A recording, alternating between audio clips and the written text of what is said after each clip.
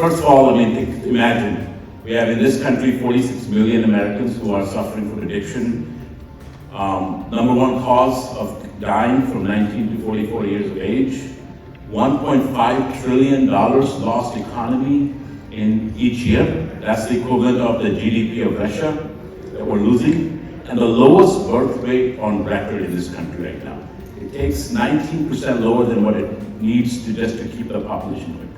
So if you think about this, domestically, you cannot have a greater challenge of national security, economic prosperity, and public health.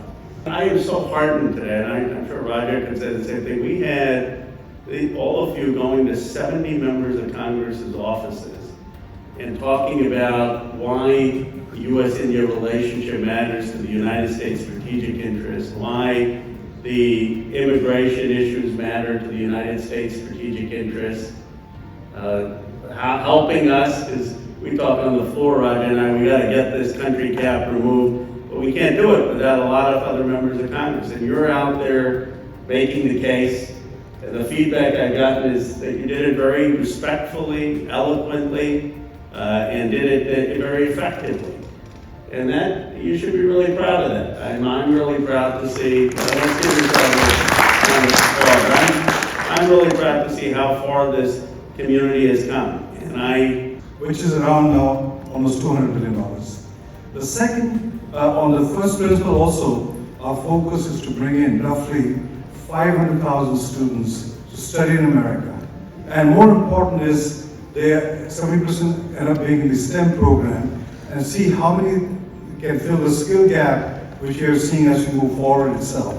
So that's the first principle. The second principle on military strong India. Today India, 52% of the platform is Russian. Our objective is how do we basically make that into more self-sufficient, more manufactured in India. And we recently had the ISET dialogue where we talked about critical technology transfer. And one of the objectives we have is when the Prime Minister of India comes in June. The kind of transformative changes that are happening in India. And I'll just mention a few, and you will see the depth of that changes. Of course, we all know that India, despite being an ancient civilization, is a very, very young country. And I've been going around and mentioning this for the past many years. Whenever any ambassador from here goes to India, I always say that do reach out to the young in India. And we have to be mindful that India is 15% of 1.4 billion people, 26 years and below. So energy, innovation, startups, that is the rule of the day. They come very, very naturally. And then I decided if I can run a company, I can run a state. And with that in mind, I ran for the governor of Michigan. Not many people thought I could. As an immigrant, as someone that speaks with an accent, someone who looks different, speaks different. But I felt that I could make a difference in the lives of people in Michigan. I did not get elected, but I got 200,000 votes in that Democratic primary.